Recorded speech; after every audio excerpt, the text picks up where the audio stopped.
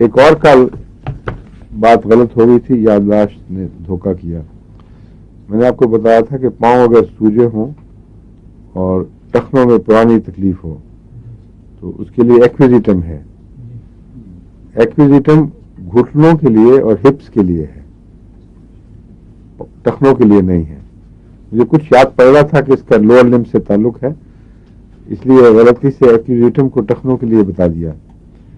ٹخنوں کے لیے ایک اور دوائی ہے جو بہت کم استعمال ہوتی ہے لیکن بہت طاقتور ہے، اور وہ ہے اسٹرونشیم کارب.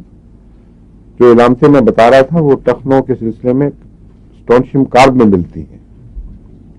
ایکویزیٹم میں گھٹنے کی پینز جو ہپ جوائنٹس میں بھی موجود ہوں، ان دو حصوں کی، زیادہ تر لیفٹ سائڈ پہ لیکن دائیں طرف بھی، یہ ایکویزیٹم میں پائی جاتی ہیں. اور اس سلسلے میں ایکویزیٹم کو بہت کم استعمال کیا گیا ہے کیونکہ اس کی غلط شہرت ہو گئی ہے رات کے پیشاب کے سلسلے میں.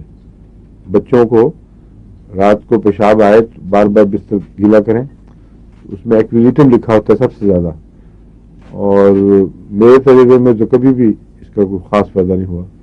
شاذ کے طور پر کبھی ہو جائے تو معلوم ہوتا ہے وہ مختلف کلائمیٹس میں جو تجربے ہوئے ہیں ان کے مطابق بعض ملکوں میں یہ ایکویزیٹم فائدہ دیتی ہوگی، لیکن جوائنٹس میں اس کا فائدہ ہے، نچلے حصے میں خصوصاً گھٹنے میں، نچلے لمبس میں مطلب ہے گھٹنے میں اور ادھر ہپ جوائنٹ اور نی جوائنٹ.